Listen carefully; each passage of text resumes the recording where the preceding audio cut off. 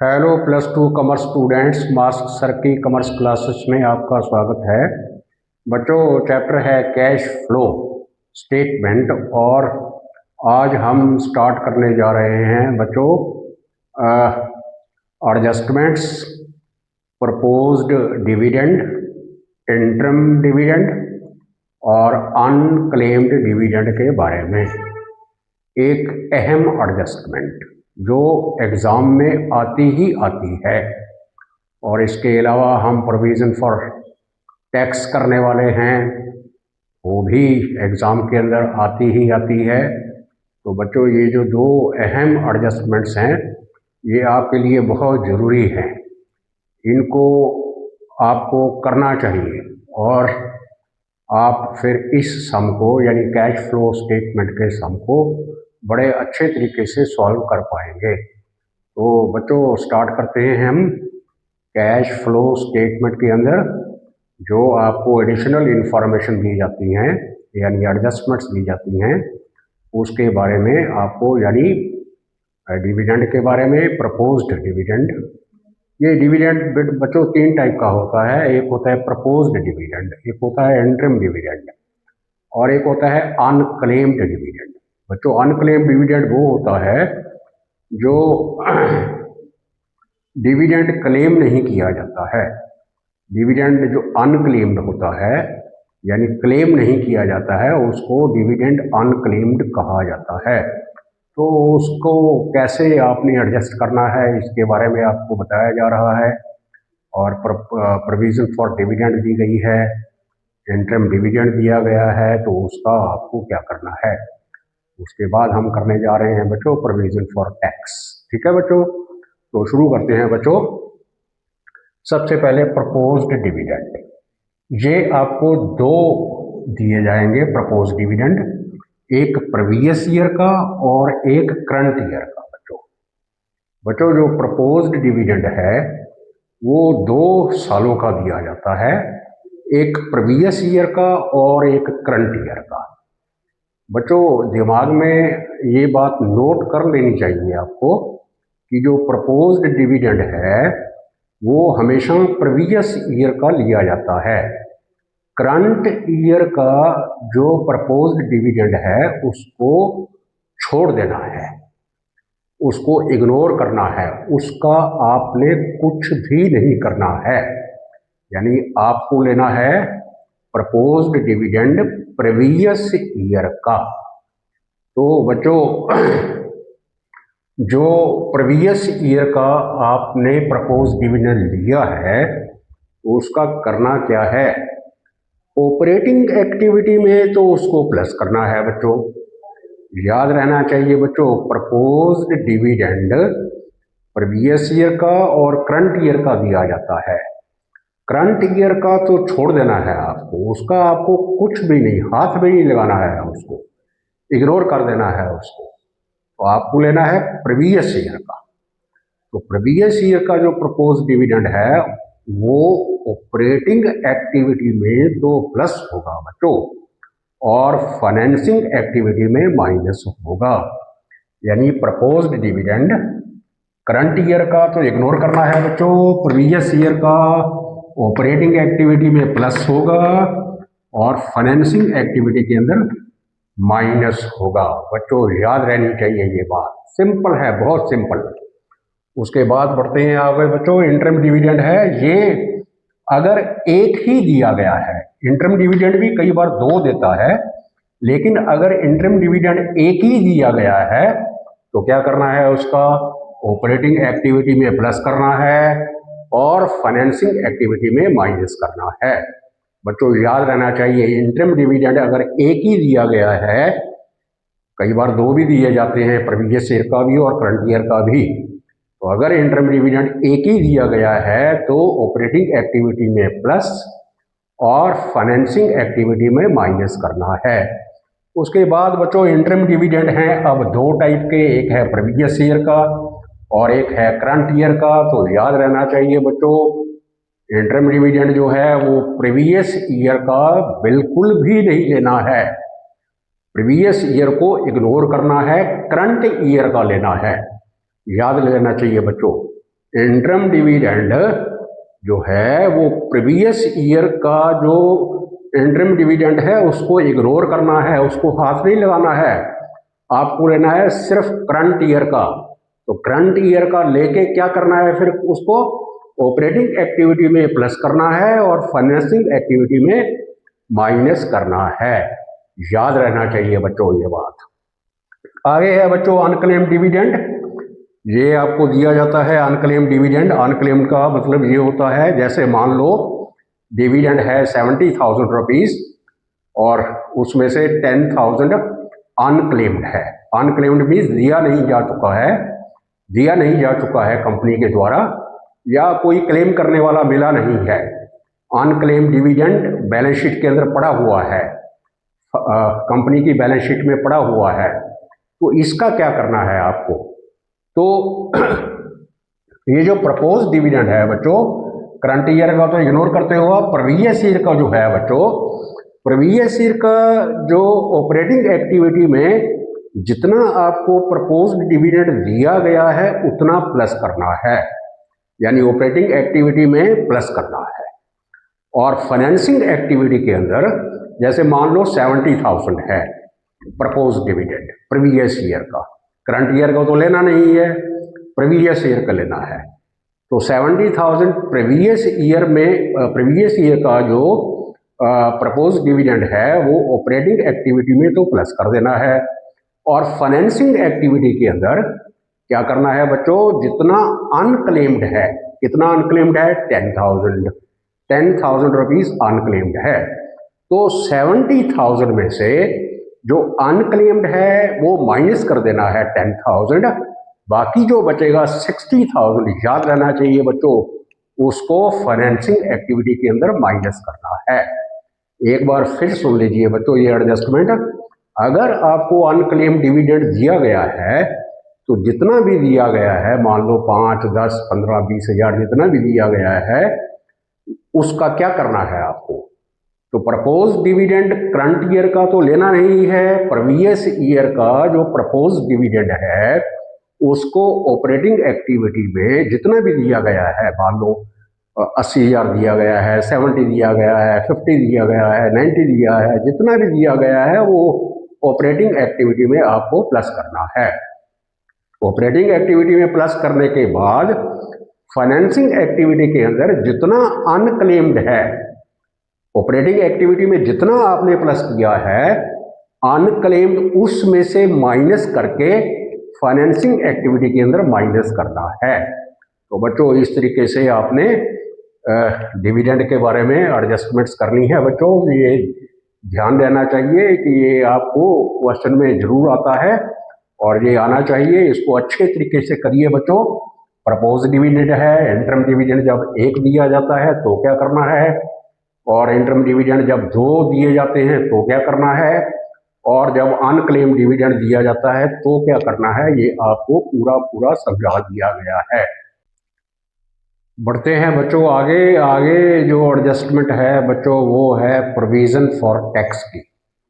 इसमें भी बच्चों 3 केस हैं। 3 केस में जो पहला केस है वो ये है, केस ए, कि जब आपको बैलेंस शीट के अंदर प्रोविजन फॉर टैक्स नहीं दी जाती है। याद रखना है बच्चों कि जब आपको बैलेंस शीट के अंदर प्रोविजन फॉर टैक्स नहीं दिया जाता है लेकिन नीचे एडजस्टमेंट जरूर दी जाती है। बैलेंस शीट में प्रोविजन फॉर टैक्स नहीं गिवन है, पहला केस बच्चों, और नीचे एडजस्टमेंट जरूर गिवन है। तो ऐसे में आपको क्या करना है बच्चों, बैलेंस शीट के अंदर तो कोई प्रोविजन नहीं है टैक्स की, एडजस्टमेंट में मान लो 50,000 रुपीज प्रोविजन फॉर टैक्स दी गई है, बैलेंस शीट में नहीं गिवन है, एडजस्टमेंट में गिवन है बच्चों। तो क्या करना है आपको इसका, तो आपको 50,000 को नेट प्रॉफिट में तो प्लस करना है। जो नेट प्रॉफिट फाइंड करते हो ना बच्चों, सबसे पहले कैश फ्लो स्टेटमेंट में सबसे पहले जो नेट प्रॉफिट होता है, net profit before tax and extra ordinary items, है ना बच्चों। उस नेट प्रॉफिट को फाइंड करने के लिए आपको जो एडजस्टमेंट में प्रोविजन फॉर टैक्स दी गई है उसको नेट प्रॉफिट में तो प्लस करना है। बच्चों ये याद रहना चाहिए, जब बैलेंस शीट में कोई प्रोविजन फॉर टैक्स ना दी गई हो, नीचे एडजस्टमेंट में कहा गया है आपको कि प्रोविजन फॉर टैक्स इतना है, जैसे 50,000 है यहाँ पर, तो आपको क्या करना है फिर नेट प्रॉफिट फाइंड करने के लिए तो उस प्रोविजन फॉर टैक्स को यानी 50,000 को प्लस करना है, और ऑपरेटिंग एक्टिविटी के लास्ट में याद रहना चाहिए आपको, ऑपरेटिंग एक्टिविटी के लास्ट में उसको माइनस करना है। तो बच्चों आपको समझ में आ गया होगा कि अगर provision for tax balance sheet में नहीं दी गई है ना बच्चों, और नीचे एडजस्टमेंट में प्रोविजन फॉर टैक्स गिवन है, तो नेट प्रॉफिट फाइंड करते समय उस प्रोविजन फॉर टैक्स को प्लस करना है, और ऑपरेटिंग एक्टिविटी के लास्ट में, है ना बच्चों, जो टैक्स पेड होता है उसको माइनस करना है। याद रहना चाहिए। ये बच्चों केस ए था। केस ए, जब provision for tax balance sheet में ना दी जाए, एडजस्टमेंट में दी जाए सिर्फ, तो नेट प्रॉफिट में प्लस करना है, और ऑपरेटिंग एक्टिविटी के लास्ट में टैक्स पेड करके माइनस करना है। तो आगे है केस बी। इसमें क्या होता है बच्चों कि बैलेंस शीट के अंदर तो आपको प्रोविजन फॉर टैक्स गिवन है, प्रीवियस ईयर का भी और करंट ईयर का भी, लेकिन एडजस्टमेंट में कुछ नहीं गिवन है, नो इंफॉर्मेशन। एक बार फिर देख लो बच्चों कि बैलेंस शीट के अंदर तो प्रोविजन फॉर टैक्स गिवन है, करंट ईयर की भी और प्रीवियस ईयर की भी, लेकिन एडजस्टमेंट के अंदर नहीं गिवन है, कोई इंफॉर्मेशन नहीं है टैक्स के बारे में। इससे पहले वाले केस में आपने देखा था कि बैलेंस शीट के अंदर तो गिवन नहीं थी, लेकिन एडजस्टमेंट में गिवन थी। अब क्या है, बैलेंस शीट में तो गिवन है, लेकिन एडजस्टमेंट में गिवन नहीं है। यानी बैलेंस शीट के अंदर आपको प्रोविजन फॉर टैक्स करंट और प्रीवियस ईयर की गिवन है, एडजस्टमेंट के अंदर कोई इंफॉर्मेशन नहीं है ना बच्चों, टैक्स के बारे में कोई इंफॉर्मेशन नहीं है। तो आपको क्या करना है बच्चों, जैसे अब यहाँ पर प्रोविजन फॉर टैक्स 2022-2023, ये 23 वाला करंट ईयर हो गया बच्चों, 22 वाला प्रीवियस ईयर हो गया। प्रीवियस ईयर की 60,000 है और करंट ईयर की 70,000 है, और एडजस्टमेंट में कुछ नहीं पता है, नो एडजस्टमेंट इज गिवन, यानी कोई इंफॉर्मेशन नहीं है टैक्स के बारे में। तो क्या करना है आपको बच्चों, नेट प्रॉफिट के अंदर यानी नेट प्रॉफिट फाइंड करने के लिए फिर से करंट ईयर की प्लस करनी है हमेशा, है ना बच्चों। करंट ईयर की 2 ईयर होंगे ना, प्रीवियस और करंट ईयर, करंट ईयर की प्लस करनी है, यानी 70,000 को प्लस करना है, ठीक है बच्चों। और फिर वही ऑपरेटिंग एक्टिविटी के लास्ट में टैक्स पेड प्रीवियस ईयर का माइनस करना है, यानी 60,000 माइनस करना है, और 70,000 जो करंट ईयर का है वो नेट प्रॉफिट में प्लस करना है। बच्चों एक बार फिर देख लो कि जब बैलेंस शीट के अंदर आपको प्रोविजन फॉर टैक्स तो दिया गया है, करंट ईयर का भी और प्रीवियस ईयर का भी, लेकिन एडजस्टमेंट के अंदर कोई इंफॉर्मेशन गिवन नहीं है, तो आप क्या करोगे बच्चों, नेट प्रॉफिट फाइंड करने के लिए करंट ईयर की प्रोविजन को प्लस करेंगे, और ऑपरेटिंग एक्टिविटी के लास्ट में प्रीवियस ईयर की प्रोविजन को लेस करेंगे। याद रहना चाहिए बच्चों। बच्चों बढ़ते हैं आगे, ये है आपका बच्चों केस सी। इसमें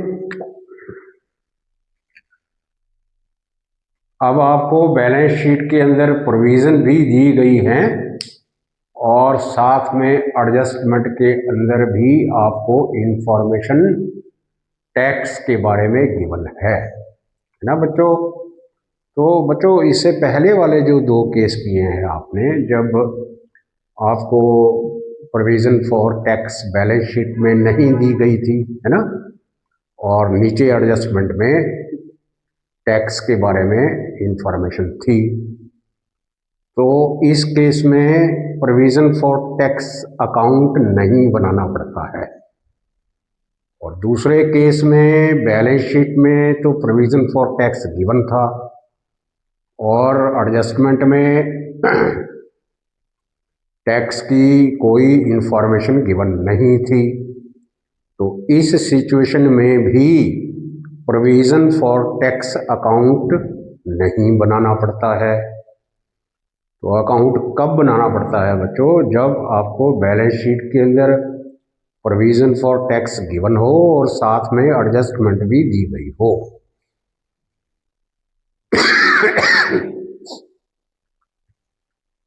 जब बैलेंस शीट के अंदर प्रोविज़न फॉर टैक्स गिवन हो और नीचे एडजस्टमेंट में भी टैक्स के बारे में इंफॉर्मेशन हो, तो प्रोविज़न फॉर टैक्स अकाउंट बनाना पड़ता है।